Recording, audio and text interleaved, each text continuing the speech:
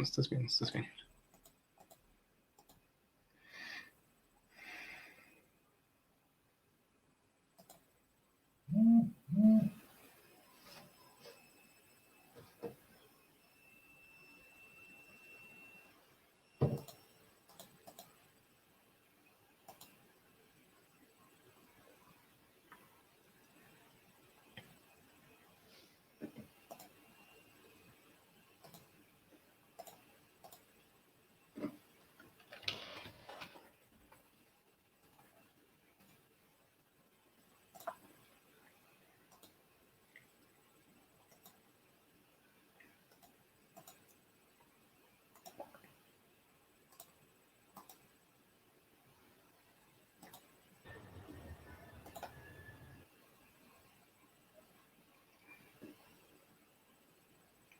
Gracias a las personas que nos están acompañando. Los invitamos a que no se vayan de la transmisión y que la compartan para que lleguemos a más personas.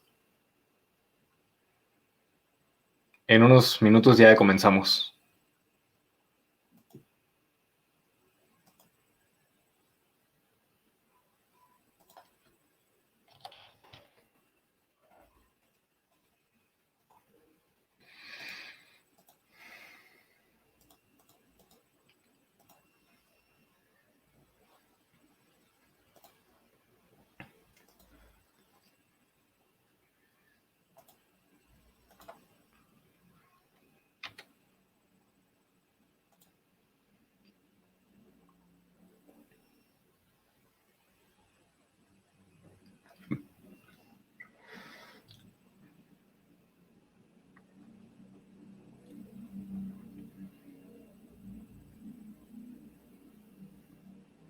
Sí, pues ya.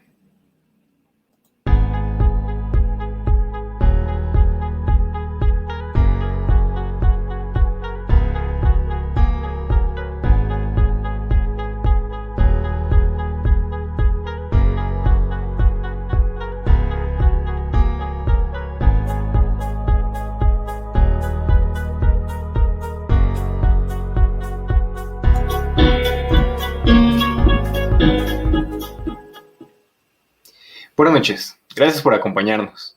Los invitamos a que compartan la transmisión para que lleguemos a más personas y seamos más los jóvenes que nos involucramos en la política de forma amena y sencilla. Agradecemos también mucho a nuestros panelistas por acompañarnos el día de hoy.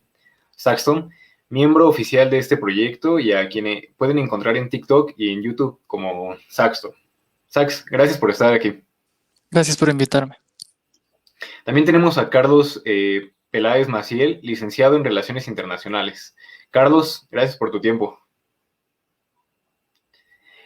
Rodrigo Guillot se une a la mesa de diálogo. Él es parte de la Coordinación de Relaciones Internacionales y Mexicanos en el Exterior del Instituto Nacional de Formación Política de Morena. Rodrigo, un gusto. Muchas gracias por la invitación, compañero.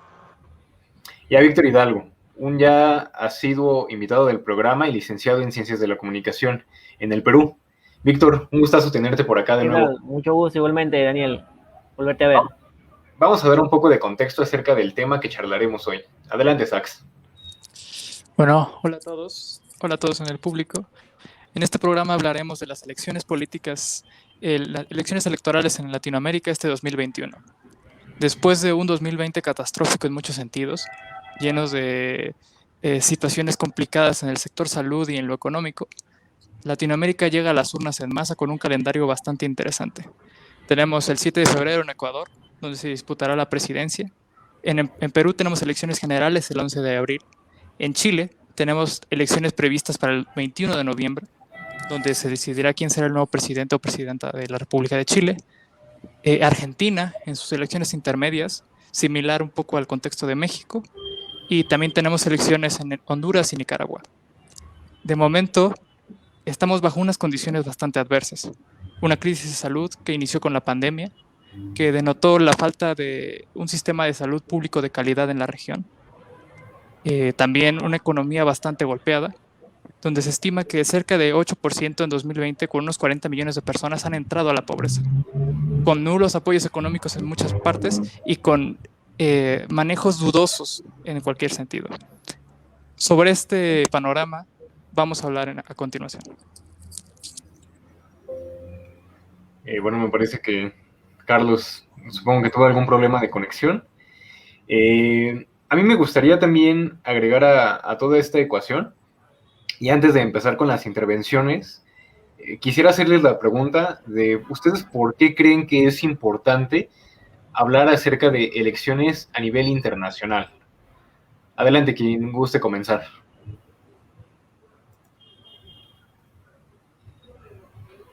Sax.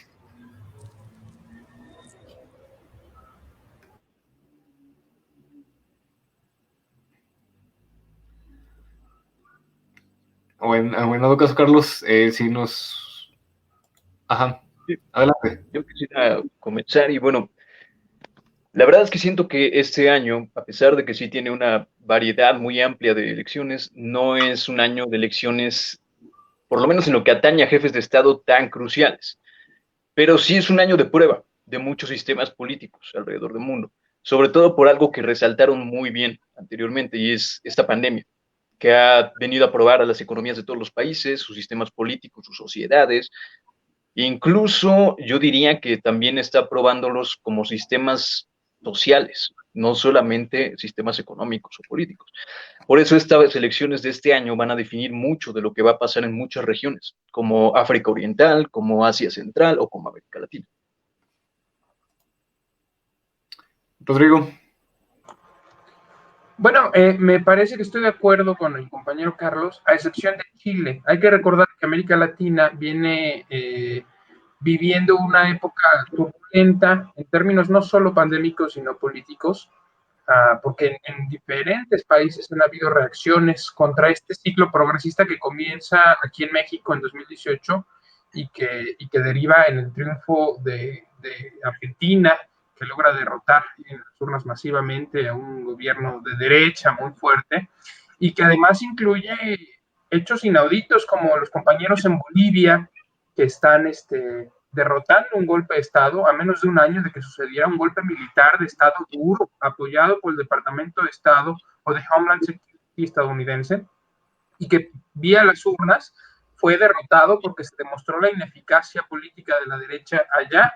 Y por otra parte, en Chile se está tirando nada más y nada menos que la constitución pinochetista, es decir, uno de las insignias de la derecha neoliberal, cuando asesinan al compañero Salvador Allende allá por los 70s y logran los neoliberales, los estadounidenses en Chile, instalar la primera dictadura militar neoliberal, que sería la que marcara el rumbo de las derechas en América Latina.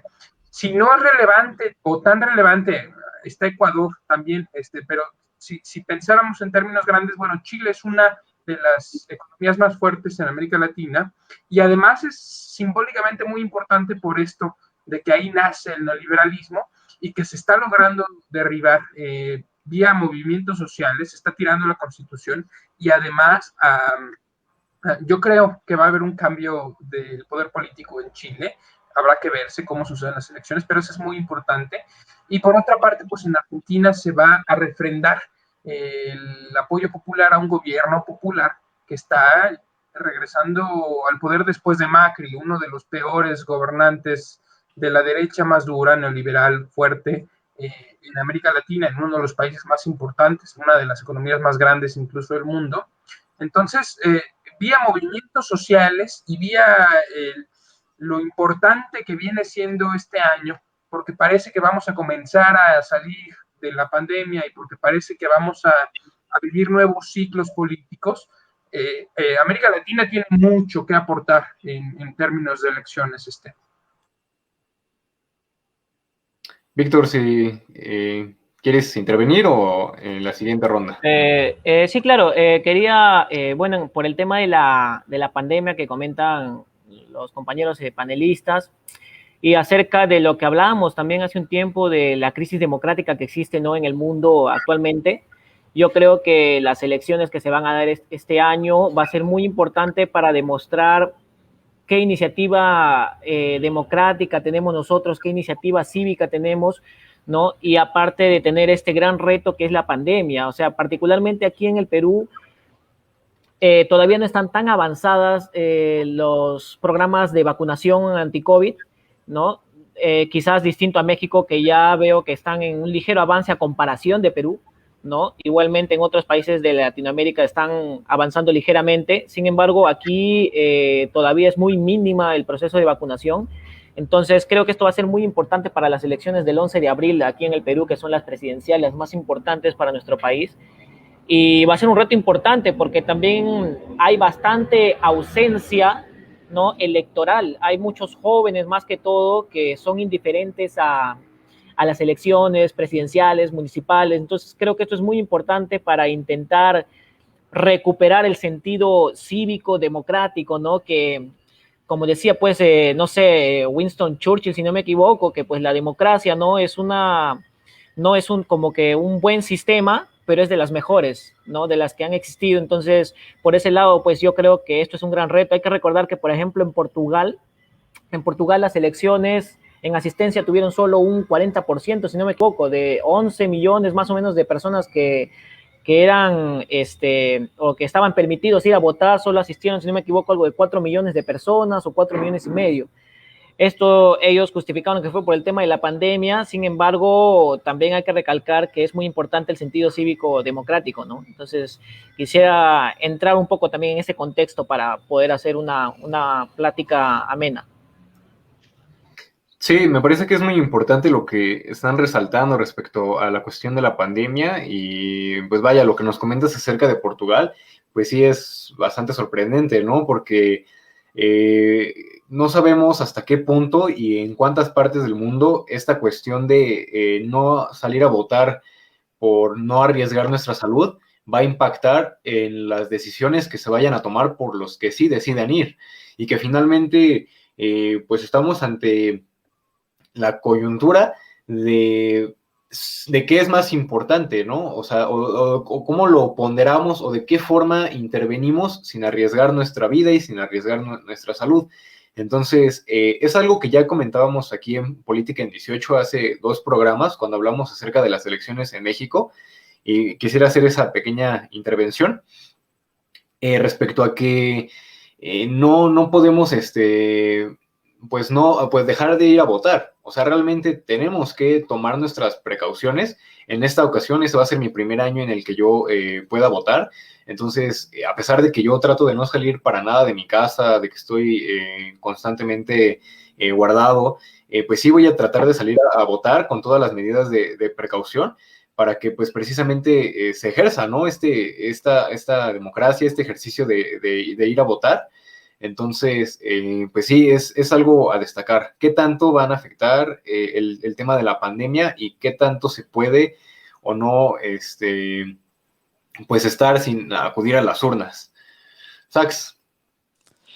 Efectivamente, el tema de la vacunación, el tema de la pandemia va a ser vital en estas siguientes elecciones y por lo tanto estaremos viendo una forma diferente de hacer campañas por parte de los políticos. Como ya comentábamos en el programa pasado de las elecciones en México, entraremos de lleno a lo que se llamaría la ciberpolítica. A través de redes sociales se van a decidir la mayoría de los puestos populares, ¿no? Entonces, eso es algo que tenemos que tener en cuenta. Yo creo que los medios de comunicación grandes se han esforzado en crear esta falsa dicotomía de que será una elección en donde se enfrentarán 2 fuerzas a las que ellos llaman el populismo por un lado, esta figura totalmente carente de una estructura lógica, ¿no? Esta figura monstruosa en donde engloban líderes desde izquierda hasta derecha, sin mucho en común más allá de la forma en que manejan sus discursos, como si quisieran llamar al nazismo socialismo realmente o una especie de marxismo. Y entonces yo creo que es importante lograr entender que esto es el mismo juego político de siempre, donde se pondrán diferentes programas. Habrá unos programas que van a buscar beneficiar a una mayoría que en este momento está doliente, que es la mayoría que va a decidir en las urnas, la mayoría que está enojada.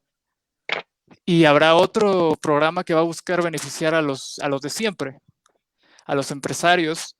Lo hemos visto en México, por ejemplo, a la hora de ponerse a diseñar políticas públicas, es claro quién está buscando, a lo mejor sin lograrlo en muchos sentidos, apoyar a la mayor parte de la sociedad y quién está buscando hacer lo mismo de siempre. Las mismas tácticas neoliberales de proteger a los banqueros, a los empresarios. Entonces yo creo que es importante vislumbrar eso y no dejarse ir por esta idea de que tenemos a los populistas contra los que no pueden ni siquiera nombrar, ¿no? Son toda una masa amorfa de ideas que buscan decir, somos los responsables. Entonces yo creo que sí, a la gente le llamaría a tener cuidado, porque estoy notando que ya empieza desde hace un tiempo a verse este discurso subyacente en los medios de comunicación en general. Y yo creo que será algo que se verá mucho, principalmente en estas elecciones que vienen. Carlos. Bueno, como dije anteriormente, yo creo que en cierto punto fue malinterpretado el que este año no es un año importante. Sí, es evidentemente un año importante, pero no es un año culmen, no es un punto de transición. Yo lo llamaría más bien un proceso.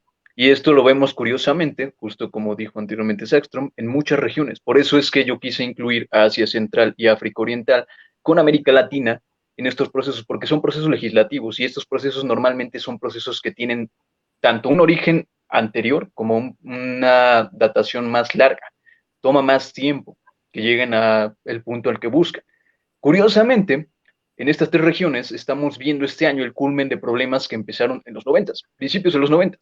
Vemos el fin de la URSS como el detonante de muchos de los problemas, sobre todo en Kirguistán y en Kazajstán, que actualmente se están abordando. Lo vemos también, por ejemplo, en Uganda, con Yoweri Museveni, y lo vemos en América Latina, especialmente en Chile, pero también podemos ver, por ejemplo, en Nicaragua, lo que está pasando con Daniel Ortega, que a efectos prácticos es el único candidato en este momento.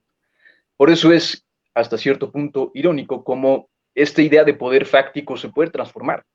Quien en su momento pudo haber luchado contra un poder fáctico, también pudo haberse arraigado a lo largo del tiempo y convertido en uno. Yo vería un poco simplista ver esta lucha en todas las elecciones, por lo menos en lo que viene siendo en otras regiones fuera de América Latina, porque finalmente lo que sí tenemos es crisis. No me quiero poner caplaniano, pero evidentemente yo creo que esto va a empeorar mucho antes de mejorar en muchas partes del mundo. Y muchos de esos lugares van a refrendar la confianza que le tienen a sus gobernantes en estas elecciones, en muchas partes del mundo. Rodrigo. Mira, me llama muchísimo la atención lo que dice Sackstrom. Creo que dan dos puntos muy clave. Yo, al contrario de muchos y muchas, defiendo el populismo como una reacción natural, como la emergencia de líderes que se están quejando de una misma cosa. Y lo dice muy bien el compañero Sackstrom. No los catalogan correctamente porque meten ahí izquierdas y derechas y un sinfín de identidades políticas, pero lo que tiene en común es el populismo, es que está cuestionando el sistema de cosas, el orden actual, ¿no? Que se llama neoliberalismo. Y en ese sentido, pues caben, pensando en líderes populistas con ciertas características, que es la inserción de ciertas demandas excluidas del paradigma político actual, la emergencia de un líder, ¿no? Al que se le confía como esta persona que va a buscar incluir la comunidad excluida de la comunidad política, etcétera, etcétera. Y caben ahí reacciones como la que vimos con Donald Trump, y caben reacciones como las que vienen sucediendo en América Latina desde pues, la década de los 90 finales, ¿no? Y que incluyen, pues yo diría México, por ejemplo, ¿no? Pero por otro lado, hay una cuestión muy interesante en términos de la construcción de la participación política en tiempos pandémicos, que también señala el compañero Sackstrom. Y ahí yo estoy aventurando una hipótesis, analizando lo que ha sucedido en otros lados, pensando en Chile, en Argentina, en Bolivia especialmente, y en Estados Unidos. en donde hay que pensar siempre las identidades políticas como la construcción de una identidad personal que encuentra en los otros y en las otras alianzas, o sea, amigos y enemistades y enemigos, ¿no? Y en este caso, el virus es evidentemente un enemigo para todos y para todas. Es una enfermedad, es un ente ahí extraño afuera, es un otro que es amenazante, es un enemigo. ¿Y cómo tratamos con el enemigo? Hay dos grandes posibilidades, ¿no? Que caracterizan muchísimo a los valores de la izquierda y de la derecha. El individualismo, pues nos hace alejarnos, nos hace reaccionar con miedo y nos hace ver ante un riesgo, tenemos que depredar al otro y buscar la supervivencia. Y así les fue a los fascistas en Estados Unidos y así les fue a los fascistas que buscaron gobernar en Bolivia. No pudieron construir una identidad política ante un enemigo que estaba afuera, que era diferente a los comunistas o a los terroristas o a los enemigos típicos de la derecha, y cayeron en una implosión. Y por otro lado, los movimientos populares sociales de izquierda, descafeinada tal vez como en Estados Unidos, o radicalmente antifascista e indigenista como en Bolivia, o radicalmente antineoliberal y popular como en Argentina, donde se legalizó nada más y nada menos que la interrupción legal del embarazo, una de las demandas más fuertes en un país que construye una derecha muy reaccionaria y muy conservadora, de verdad muy conservadora, y nada más y nada menos, repito, que la Junta Militar y la Constitución pinochetista en Chile. Todo eso, todas esas victorias populares se lograron en medio de la pandemia porque las izquierdas en América Latina al menos construyen una identidad política distinta, en donde en lugar de aislarse y buscar la supervivencia propia, hay un riesgo compartido porque se salen a las calles, se juntan las personas, evidentemente hay un riesgo, se toman las precauciones, pero se asumen los riesgos porque nuestras poblaciones han vivido en riesgos y bajo el terror todo el tiempo. Entonces la pandemia en ese sentido ha venido, por un lado, a tirar el falso discurso del neoliberalismo en donde los estados deben dejar de buscar interrumpir o manipular la economía, y en donde además pues, los movimientos sociales han tomado las calles porque típicamente las calles son un espacio de deliberación política de izquierdas, y me parece que eso va a jugar en favor de los procesos populares, porque se demostró en el año pasado y este año no va a ser muy diferente. Yo creo que vienen momentos de victoria para muchos movimientos sociales, como ya lo vimos en el año pasado, pero en este también. Víctor. Bueno, sí, estaba escuchando a los dos chicos, me parecen muy interesantes sus opiniones. Y sí, pues, hay más movimientos de izquierda que mueven al pueblo justamente por eso, creo, porque siento yo personalmente que los consideran más a nosotros, ¿no? El pueblo, los que necesitamos, lo que está pasando en Chile, por ejemplo, ¿no? Que quizás la derecha, que si en cierto modo también se preocupa por una nación, pues muchas veces los que más se ven beneficiados son las clases altas, ¿no? Entonces, por ese lado, yo estoy de acuerdo con ellos. Hay que observar muy bien lo que está pasando en Chile, por ejemplo, todo este movimiento de la gente, ¿no? Del espectro contrario a lo que ha estado gobernando en Chile, que era la derecha, ¿no? Y en el caso de Estados Unidos, por ejemplo, los movimientos yo creo que fue más de derecha que de izquierda. ¿No? En el caso de Estados Unidos fue un caso un poco atípico, lo creo yo, porque normalmente los movimientos, como les escuchaba a los compañeros, son de izquierdas. En este caso, Donald Trump era normalmente de un ala derecha, si lo queremos ver así, ¿no? Porque ahora hablar de derecha-izquierda ya es como que un poco ambiguo, ¿no? Por los temas actuales o los tiempos actuales. Pero Trump es más de derecha, por así decirlo, conservador también, etcétera, los movimientos QAnon, por ejemplo, que habían, supremacía blanca, etcétera, y del proteccionismo norteamericano para evitar, pues, el desempleo en la manufactura estadounidense, eran más sobre, yo lo considero así, del ala derecha, ¿no?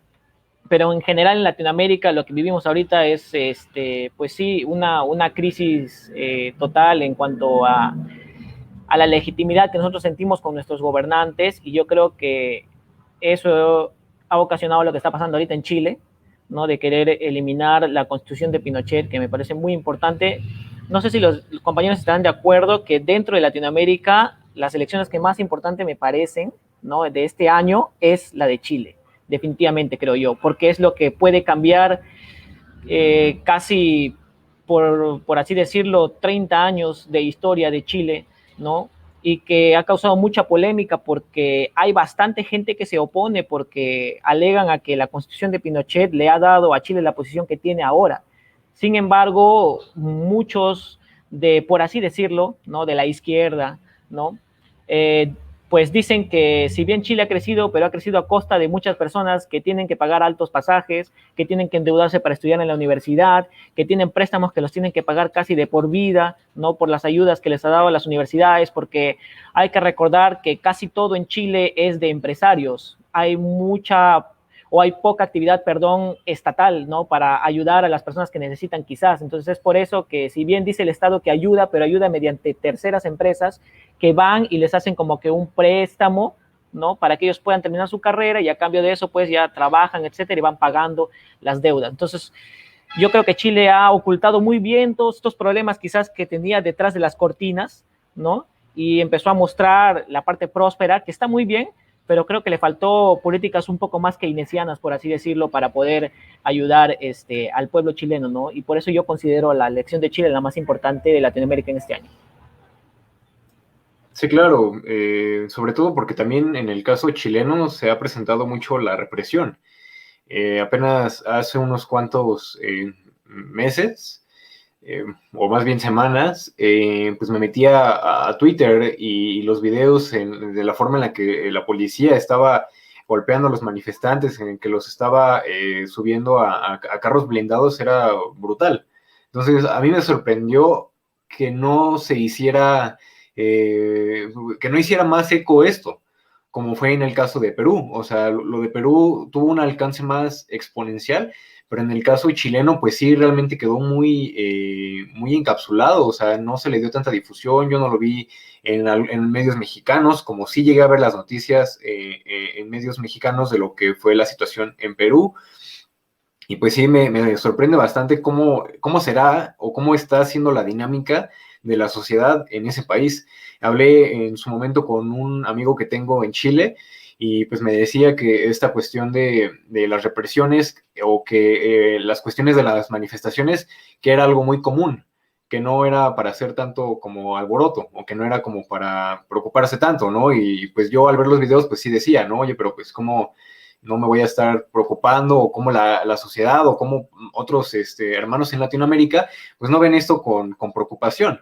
Entonces, pues sí, coincido con lo que dices, Víctor, respecto a que son una de las más importantes.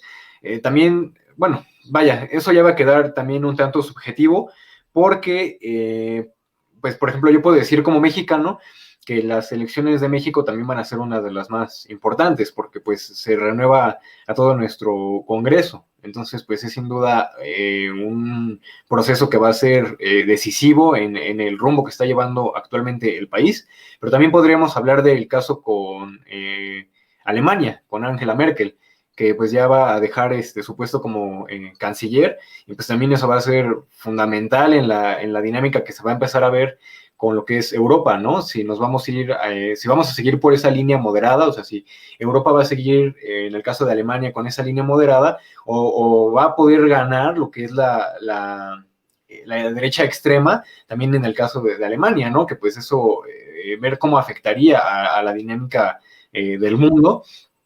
Y para terminar mi intervención, y rescatando un poco lo que nos comentaba Carlos, quisiera hablar acerca del caso africano y de lo que han sido, al menos el proceso electoral que se ha llevado hasta ahorita en lo que es Uganda. Uganda actualmente ya pasaron sus elecciones, fueron a mediados de este mes, y vivió lo que fue un fraude, con un presidente que ha gobernado desde 1986 y que pues se sigue reeligiendo en medio de alegatos de fraude. Entonces, pues eso también es algo que me parece a destacar, no solamente por el fraude, sino porque hablábamos al principio de cómo este sistema democrático, pues no es el perfecto, pero sí es el que pues, hasta ahora mejor ha funcionado, ¿no? Entonces, ¿a qué nos llevan cuestiones como el fraude que se vivió en Uganda?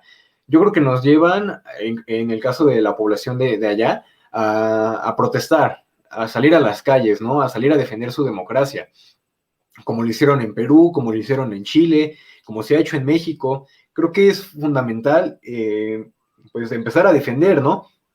No solamente callar, sino empezar a actuar. Y sobre todo en un continente que se ha visto tan afectado por la situación de las guerrillas, por la situación de la colonización. Están, yo diría que debido a que muchas de sus países apenas se han independizado, o sea, apenas llevan pocos años o pocas décadas de independizarse, pues sus procesos democráticos están en pañales, ¿no? Entonces, en este sentido, es importante que cuestiones o coyunturas como esto del fraude, pues permitan a la población salir a expresarse. Entonces, quería hacer retomar esa intervención respecto a también lo que nos comentaba Carlos, de hecho, porque también se van a efectuar elecciones parlamentarias. Entonces, pues sí, también es un caso que se debe de comentar. África casi siempre es el continente como que se olvida, como que queda relegado, entonces, pues era esa la cuestión que quería comentar. Adelante, Sax. El compañero Carlos dijo algo en lo que estoy bastante de acuerdo. Menciona que este no es un proceso tan decisivo, ¿no? No es un proceso totalmente abrasivo en el que podemos decir que está en juego el alma de Latinoamérica. Sin embargo, yo creo que sí es el inicio de un proceso de transición que en el futuro será decisivo. Ya mencionaba Byung-Chul Han, el filósofo norcoreano, que esta situación de la pandemia, el de poder ver cómo cae a pedazos el discurso individualista y nos desmonta como las criaturas frágiles que somos, va a dejar al mundo frente a dos opciones. Seguir el discurso eurocentrista de la libertad ante todo, que ha sido lo que ha regido el mundo en los últimos años, con el auge del capitalismo, el neoliberalismo en general, o vamos a virar a una visión más totalitaria. En su momento se habló de que si el gobierno chino tenía éxito en controlar la pandemia, estaríamos hablando de que exportaría su modelo al resto del mundo. Muchos apostaban a que Estados Unidos tuviera mayor éxito que China. Sin embargo, por la información que podemos tener, lo que pasó fue lo contrario. China está saliendo vencedor en esta especie de guerra fría. No, obviamente no estoy diciendo que esto haya sido una guerra bacteriológica, ¿no? Quiero aclarar antes de que los conspiranoicos en la audiencia se emocionen de que les estamos dando el avión. Pero yo creo que aquí es donde veremos esta transición. ¿Hacia dónde va a virar Latinoamérica? Hacia una visión más comunitaria, comunal yo diría, hacia una visión más estatista, con mayor control en el sector financiero, o si vamos a virar a lo mismo de siempre y vamos a intentar mediar, ¿no? También es cierto que en estas elecciones se va a configurar el mapa geopolítico de Latinoamérica, ¿no? Ya tenemos grupos muy claros, con México, Bolivia y Argentina pareciendo el nuevo eje rojo de la zona, pero tenemos el caso de Ecuador, ¿no?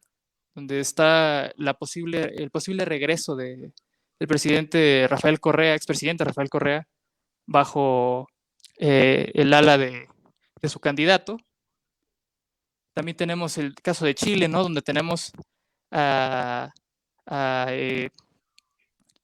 Daniel Jadue, el alcalde comunista, ¿no? Del Partido Comunista. Tenemos bastantes casos interesantes donde veremos hacia dónde va a girar el rumbo de la configuración geopolítica. Ahora bien, yo creo que sin duda alguna lo que estamos viendo es el aceleramiento de un proceso que se inició después de la Segunda Guerra Mundial y que obviamente se potenció aún más con la caída del muro de Berlín, ¿no? A lo que llamamos la posmodernidad. Esta visión de que ya no tenemos un gran relato.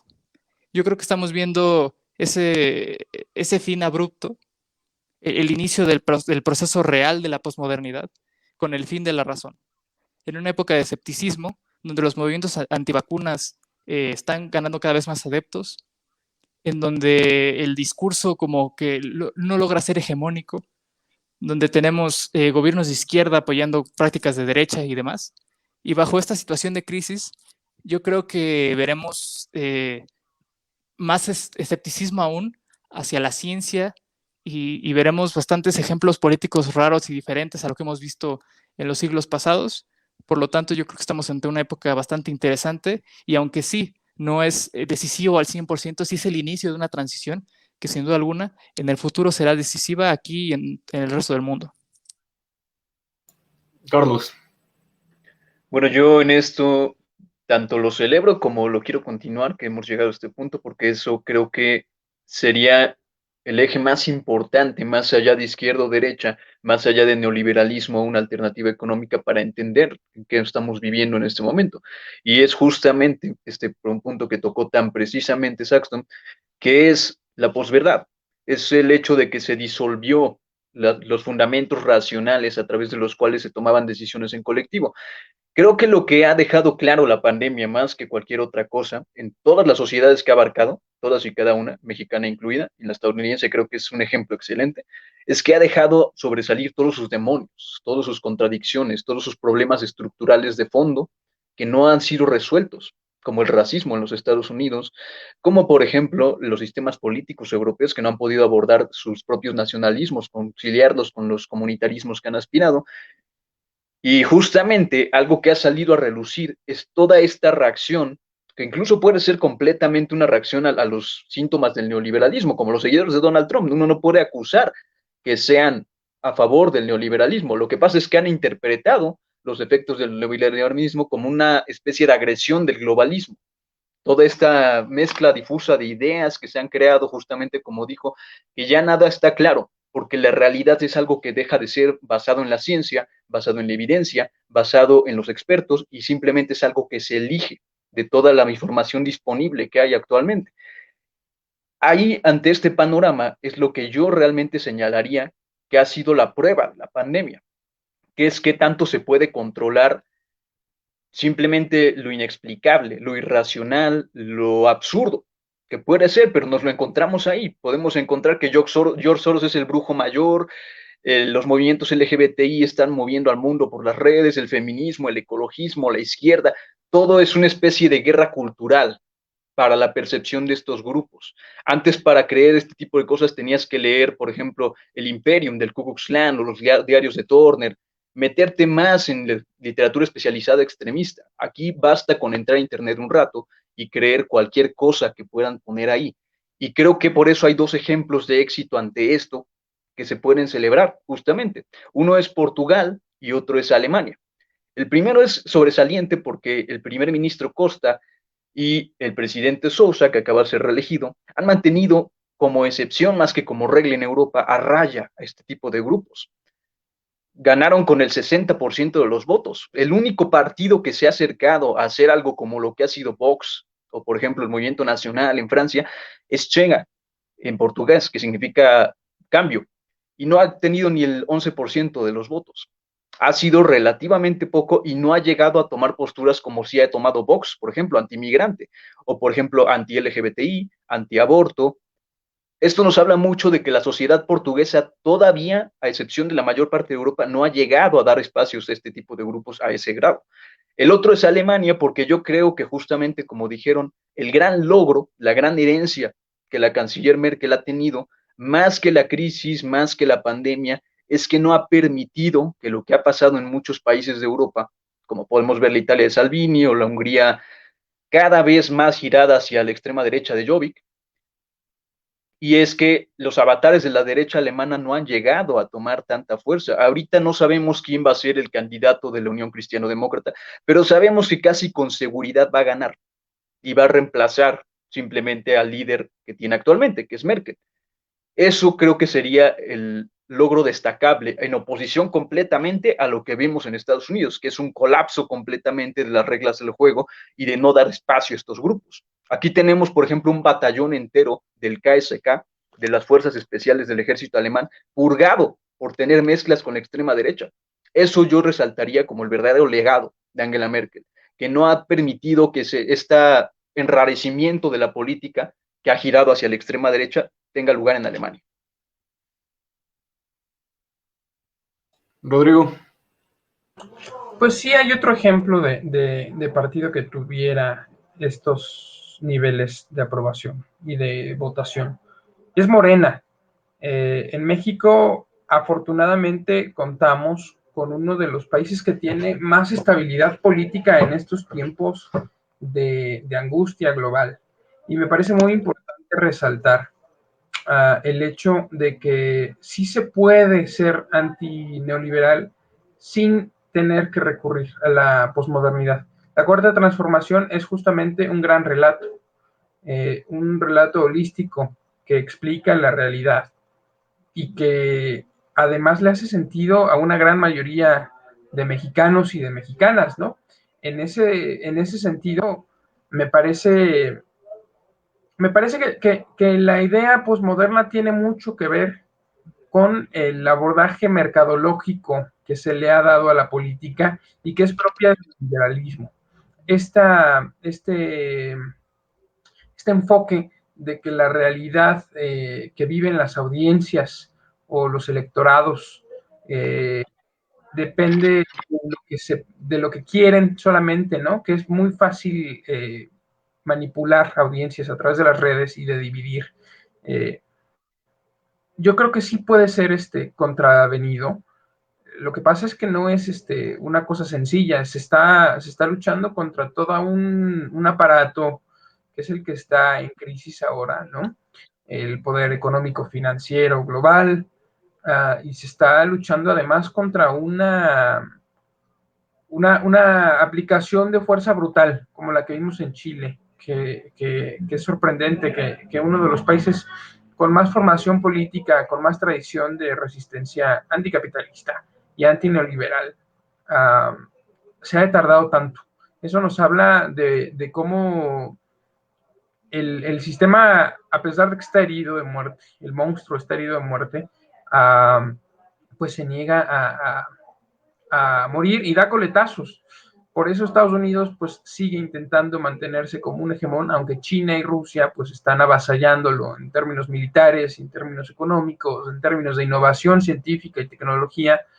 Y pues me parece que como bien dicen los compañeros, estas elecciones van a comenzar a marcar. Yo esperaría que viéramos más que el inicio de la posmodernidad concreta, material.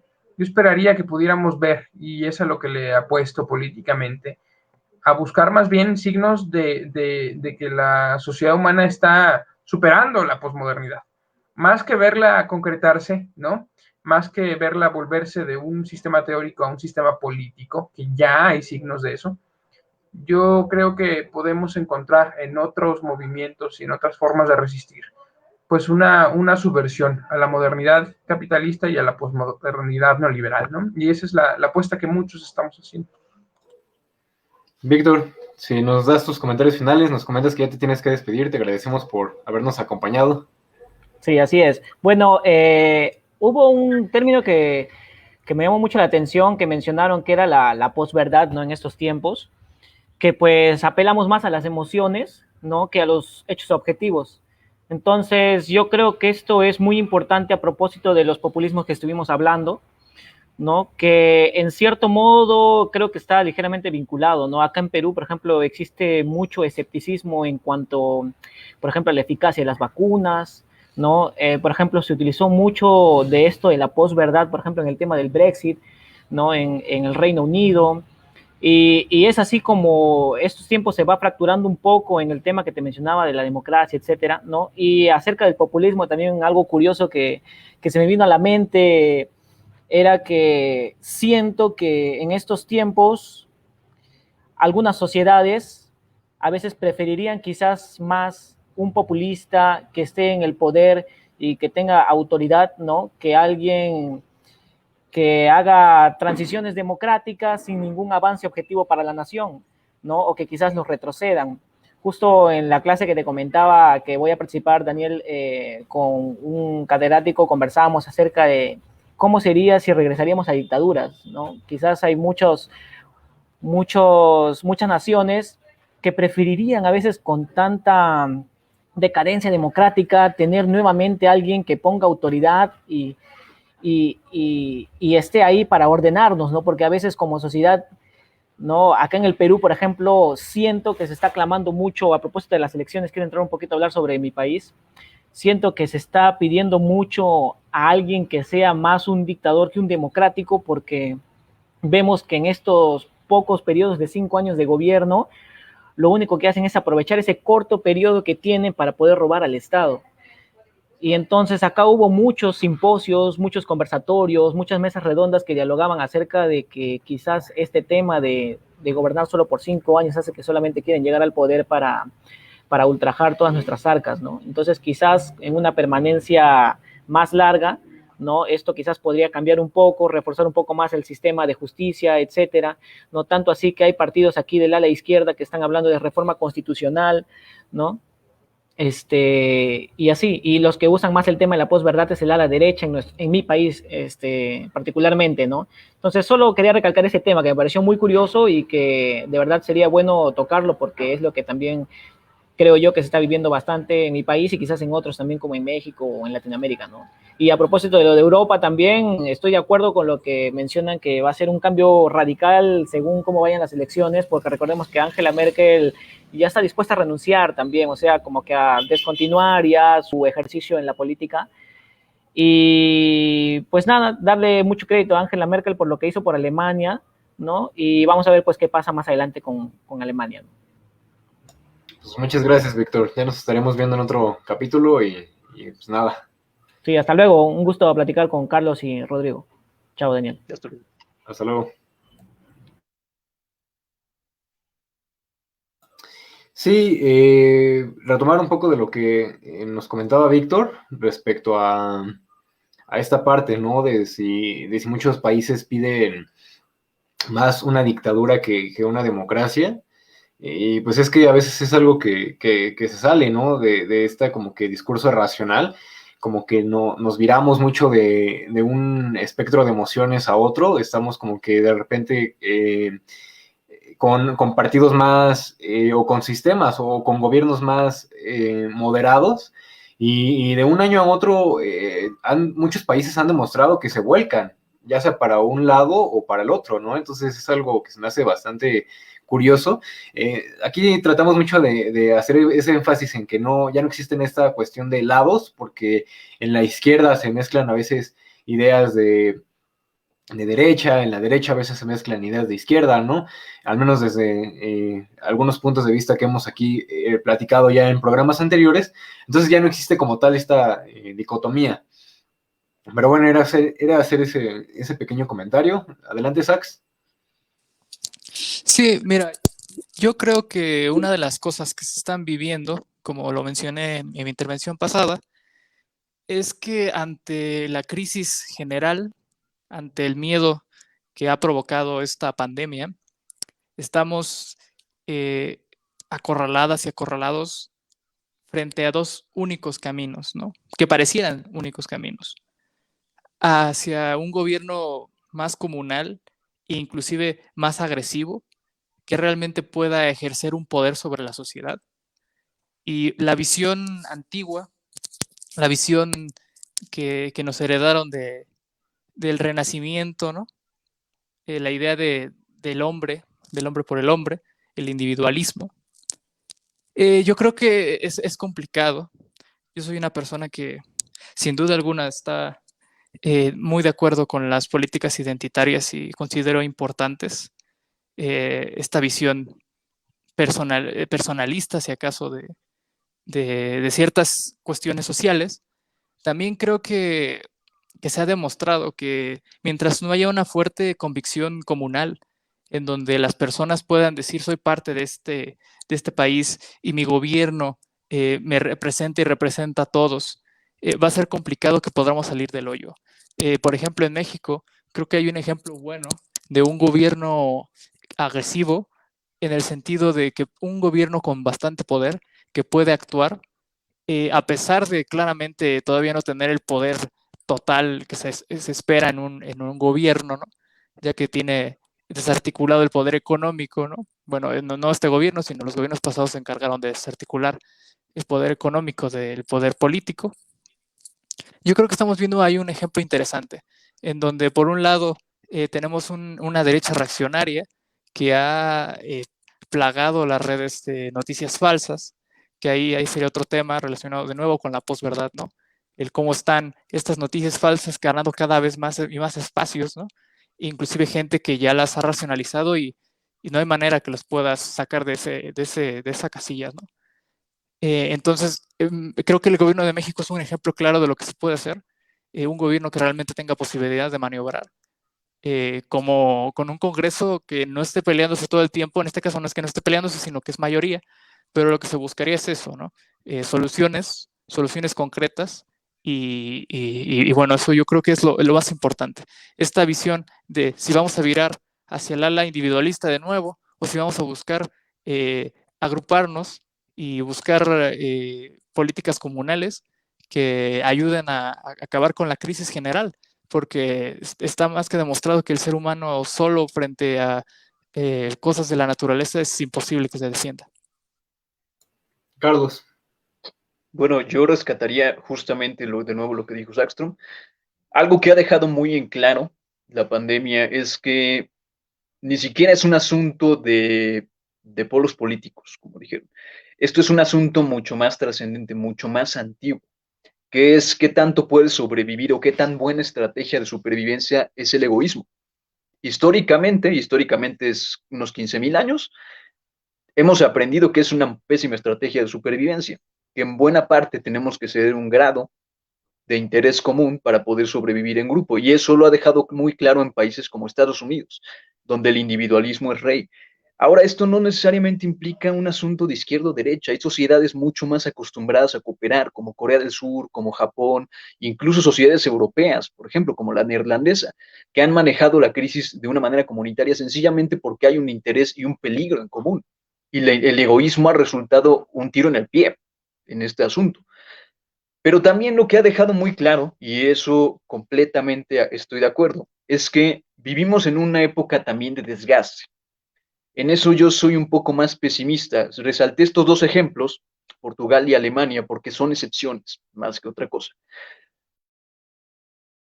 Procesos de muy largo data que ahorita están probando qué tanto pueden seguir.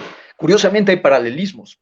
Justamente lo que hablamos en su momento de Uganda, es un caso de un gobierno que llegó en 1986, después de derrocar primero a Milton Obote, después a Tito Okello, y desde entonces se ha aferrado en el país, y de hecho es un caso prácticamente idéntico al que tuvo Pierre Nkurunziza en Burundi, que el año pasado se murió de COVID en circunstancias un poco raras, pero si no fuera por eso el señor seguiría gobernando. Tenemos una oposición joven frente a un gobierno que en su momento fue joven, pero envejeció en el poder, y que ahora no parece que lo vaya a soltar.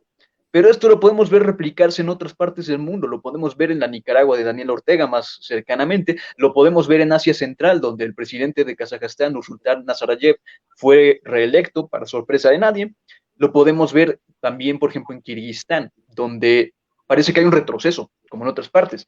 Actualmente el presidente está promoviendo un referendo que parece que tuvo una participación bajísima, pero pasó, para extrañamente cambiar de nuevo el sistema de parlamentario que tanto tiempo y tanta muerte tomó, porque hubo muchas muertes en los 2000 para lograr ese cambio, a de nuevo un presidencialismo que le quiere dar a un Kurultay.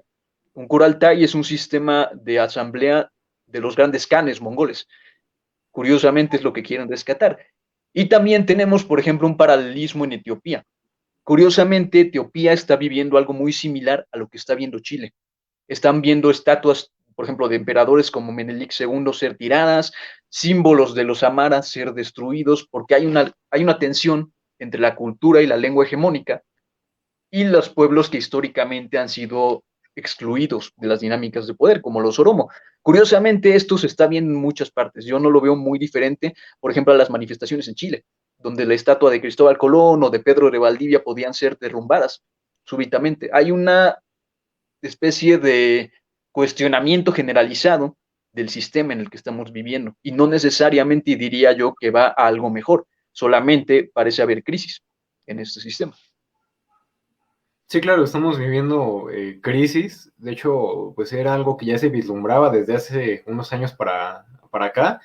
yo era algo que veía, o sea, cuando escuchaba acerca de los panoramas tanto en Latinoamérica como de forma internacional, pues esta cuestión, ¿no? De que en el 2020 y en el 2021 iban a empezarse a ver crisis políticas en todo el orbe, ¿no?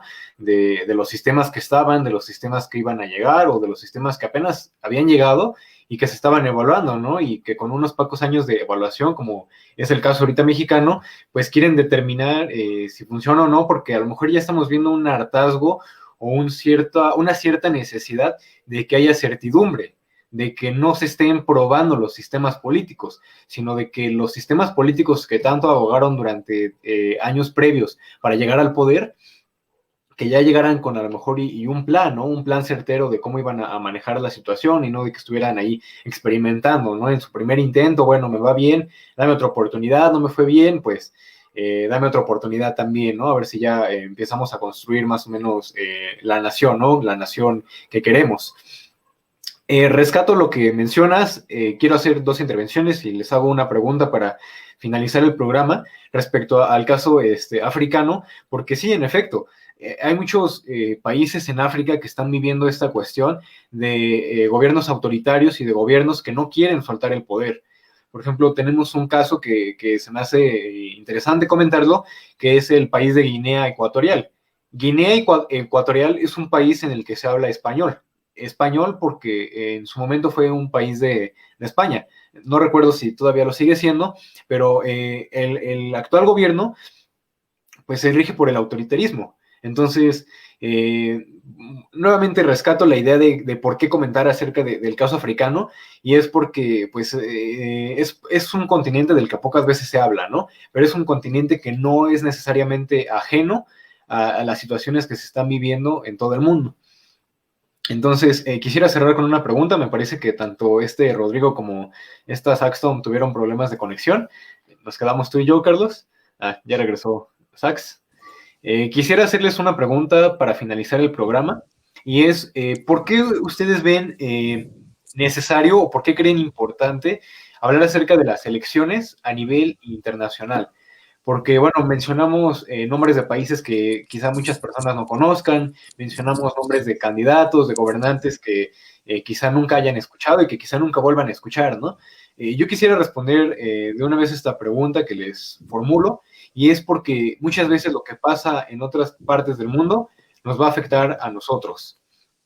Si se da el caso de que a lo mejor y en Europa los procesos electorales eligen a gobernantes con ideas muy extremas, pues esto indudablemente puede afectar en una medida u otra a lo que es México, ¿no? Por cuestiones comerciales, por cuestiones a lo mejor y turísticas, por cuestiones de percepción entre gobernantes.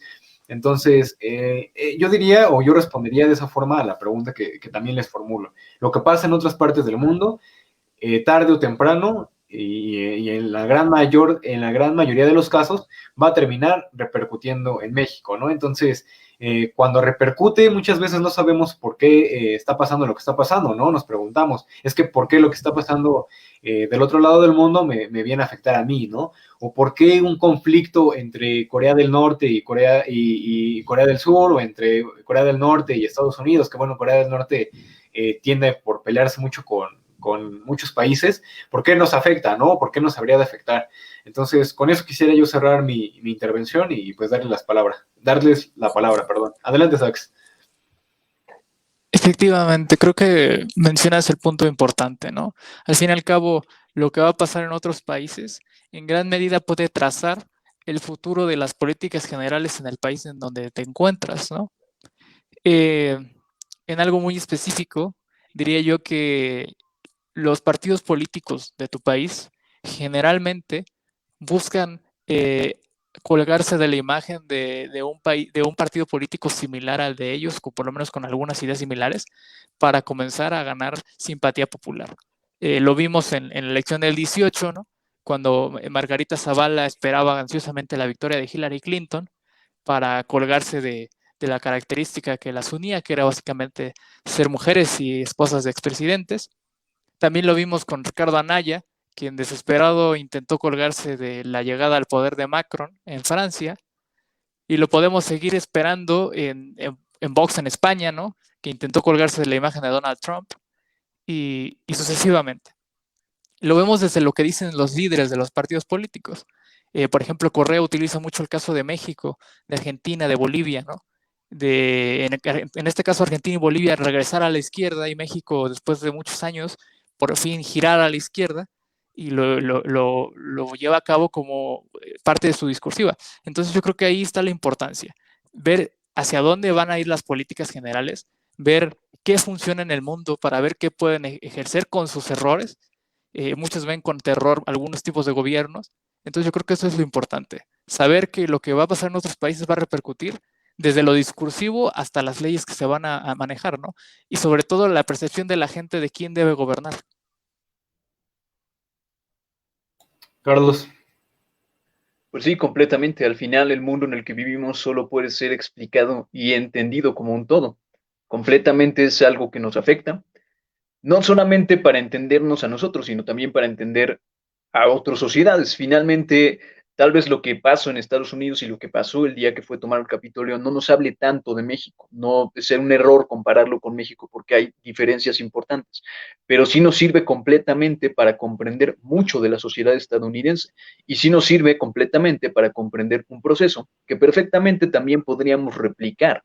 Tal vez no en las mismas condiciones contextuales, pero finalmente son procesos. Por eso mismo es que procesos en América Latina tienden a parecerse. Como bien dijo Saxton, hay tendencias a las que buscan apegarse, ya sea percibidas o reales, porque hay ambos casos, y finalmente solo podemos entendernos, que finalmente viene de eso, entendernos como cultura, u otras culturas, y entendernos como grupo humano, que tendemos a replicar procesos. Pues les agradecemos mucho a todos los panelistas que nos fueron dejando de a poco, ya fuera por problemas con conexión o por otros compromisos. Te agradecemos mucho, Carlos, por habernos acompañado esta noche. Un placer. También agradecemos pues, mi querida amiga Saxton, que siempre está aquí al pie del cañón sábado tras sábado. Mañana vamos a estar subiendo una entrevista acerca de las lenguas indígenas en Perú, entonces los invitamos a que no se la pierdan. Saxton, de nuevo muchas gracias, perdón, no te dejé despedirte. No, pues nada, gracias a todos los que nos estuvieron escuchando. Esta vez no hubo muchos comentarios, pero pues siempre es un placer estar aquí, y más con los invitados que siempre traes. Sí, pues los invitamos a que dejen sus comentarios. Ya ven que aquí no mordemos. Ya nos dejaron un comentario, qué bueno, lo estábamos esperando. Bueno, es de Michelle Flores, nos comenta que considera que los acontecimientos históricos, como en los sistemas políticos, han servido para comprender y reflexionar de los errores humanos, como lo ha sido el socialismo, el comunismo, en el caso de Corea del Norte, así como los regímenes totalitarios como lo fue Europa y hoy parte de África, y las dictaduras que se han aplicado a lo largo de la historia con Sudamérica como Chile y Argentina, ¿no? Y que cada acción ha generado una respuesta en cada sociedad en cuanto a cada nación. Hay otra parte de tu comentario, Michelle, que ya no me deja leer la plataforma, ahorita lo leo, pero antes de despedirnos, algo que quisieran decir respecto a este comentario, Carlos. No agregaría nada, me parece que se parece un poco a lo que llevamos en línea ambos comentaristas y pues creo que sí, vendría dándole la razón. Muchos de estos procesos son similares, son cosas de las cuales aprender.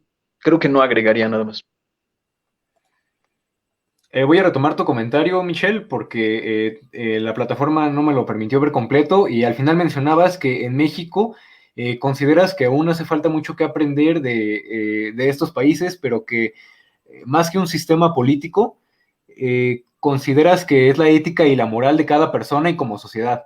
Falta mucho por aprender, como la empatía, el respeto hacia otras personas, así como pueblo, ¿no? Y que no consideras que cambie para bien un sistema político si no tenemos una comprensión de lo que ha pasado a través de los años. Y pues sí, suscribir en la última parte que nos comentas respecto a que necesitamos, ¿no? Conocer también un poco de la historia de lo que pasa en los países, no solamente quedarnos con lo que nos quieren, con lo que el discurso oficial nos dice, con lo que la narrativa oficial nos dice, sino también nosotros como partícipes de esa sociedad, pues involucrarnos, ¿no? Indagar un poco más en todo lo que sucede a nuestro alrededor. Sax, ¿algo que quieras agregar respecto a este comentario? Yo quisiera agregar que considero que es muy complicado hacer esa clase no sé, peticiones tal vez a la sociedad, porque, por ejemplo, como comentaba Carlos, sobre sociedades como la surcoreana, perdón, y la japonesa, yo creo que tiene que ver mucho con un problema estructural del discurso y de la filosofía de Occidente. Entonces, mientras tengamos esta situación tan diferente en cuanto a lo filosófico y estructural a los asiáticos, yo creo que es complicado que logremos romper la barrera del individualismo. Pues bien, mandamos saludos a Joaquín Moral, que dice que le da gusto ver a Carlos, a Araceli Camacho y a todos los que nos estuvieron viendo esta noche. Nuevamente hacerles la invitación a que mañana no se vayan a perder esta entrevista que vamos a subir acerca de la situación de las lenguas indígenas en Perú y a que nos sintonicen la próxima semana. Nada más que agregar y muchas gracias, nos estamos viendo. Esto ha sido Política en 18.